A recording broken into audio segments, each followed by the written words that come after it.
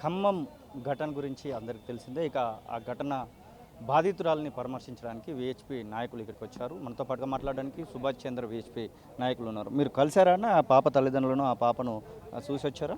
నిన్న నుంచి కలుస్తున్నా. నిన్న వాళ్ళ అమ్మనంతా వచ్చి కలిసిన, వాళ్ళ మామయ్యతో వచ్చి వాళ్ళు కలిసిన, ఎవరైనా కలవడం జరిగింది. పరిస్థితి ఏమంటే అమ్మాయికి ఇక్కడ బాడీ పనిచేయట్లేదు, కింద అసలు ఎలాంటి స్పర్శకి వెళ్ళదు. ఇక్కడ చేతుల కింద ముందు వాళ్ళ అమ్మడితే 2 పట్టీలు వేశారని చెప్పింది.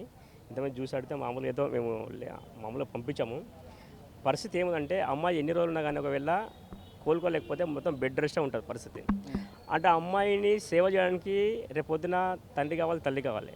కాబట్టి పరిస్థితులు బాగుంటాయి. అందుకే మా డిమాండ్ ఏమంటే ఒక ₹1 కోటి డిమాండ్ చేస్తున్నాం మేము అమ్మాయి పైన అని చెప్పి. గతంలో జరిగింది మన విషయం లోపల, తెలంగాణ లోపల జరిగింది. ప్రభుత్వం ఏమంటే ₹1 కోటి డిమాండ్ చేసిన సంఘటన ప్రభుత్వం తెలుసు.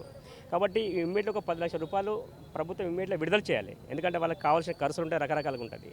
అంతేకాకేమంటే వాళ్ళ ఇంటి లోపల ఎవరికైనా ఒకరికి ప్రభుత్వ ఉద్యోగంలో మేము డిమాండ్ చేస్తున్నాం. ఇవాళ చూడండి, తెలంగాణ లోపల చాలా సంఘటనలు జరిగినాయి. కొన్ని సంఘటనలు మాత్రం బయటకు వచ్చినాయి, మిగతా సంఘటనలు బయటకు రాలేవు. ఆ లోపల కాంప్రమైజ్ చేస్తారు. ఇదేమంటే ఈ ముస్లిం వ్యవస్థ లోపల ఉన్న ముస్లిం పెద్ద మనుషులు వాళ్ళు ఆలోచించాల్సింది. అంటే వీళ్ళకు రేపులు చేయడానికి హిందూ హమ్మాలే దొరుకుతారా? వీళ్ళు ఎత్తుకపోవడానికి హిందూ హమ్మాలే దొరుకుతారా? ఎందుకు హిందువుల పని వల్ల ఇలాంటి నీచతత్వము వల్ల ఇవాళ ముస్లిం నాయకులు చేస్తున్నారు, ఇవాళ ముస్లిం తిరోగలు చేస్తున్నారు. ఇవాళ ఇది వాళ్ళ సమాజంలో మార్పు వాళ్ళ పెద్దలందరూ ఆలోచించాలి. దీనికి ఆలోచించమని మేము డిమాండ్ చేస్తున్నాం. ఏదైతే ఈ సంఘటన జరిగిందో ఇది చాలా దురదృష్టమైన సంఘటన. ఎంత దారుణంగా అంటే ఇలాంటి సంఘటన మనం ఎక్కడ చూడకూడదు.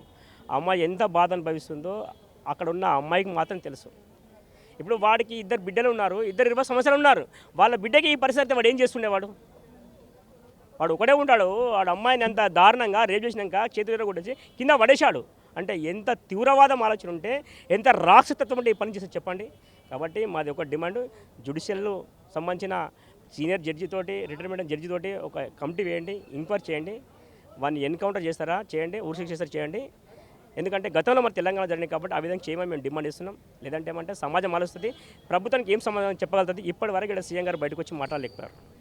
ఎందుకు మాట్లాడలేకపోయారు అంటే వాళ్ళు రజకులు. మంత్రులు వచ్చారు కదా, తుమ్మల నాగేశ్వరరావు వచ్చారు, తర్వాత ఇక్కడ కొంతమంది వచ్చారు. నిమ్స్ డైరెక్టర్ కూడా మేము ఉచితంగానే వైద్యం అందిస్తున్నామని చెప్తా ఉన్నారు. మొత్తం మీద ప్రభుత్వం చేయాల్సినటువంటి ఆ పనులు అయితే చేస్తూ ఉన్నాం అన్నట్టు. అలాగే ఎవరైతే నిందితులు ఉన్నారో నిందితుని అరెస్ట్ కూడా చేశామని చెప్పేసి మాట్లాడుతున్నాం. ఇప్పుడు నిందితుని అరెస్ట్ చేసినా నేను కాదనుకో, అరెస్ట్ చేసినావు, ఏం చేస్తున్నారు? మీరు ఏం చేయాలనుకున్నారు? మీరు సమాజం అడుగుతుంది, మేము కాదు, అందరూ అడుగుతున్నారు. వాళ్ళ సోషల్ మీడియా అడుగుతున్నారు. ఆ ప్రభుత్వం తెలివి రావట్లేదా? అందరు అడుగుతారు కదా. అంటే ఇది భరించలేని సంఘటన కదా, ఏదో చిన్న సంఘటన కాదు కదా.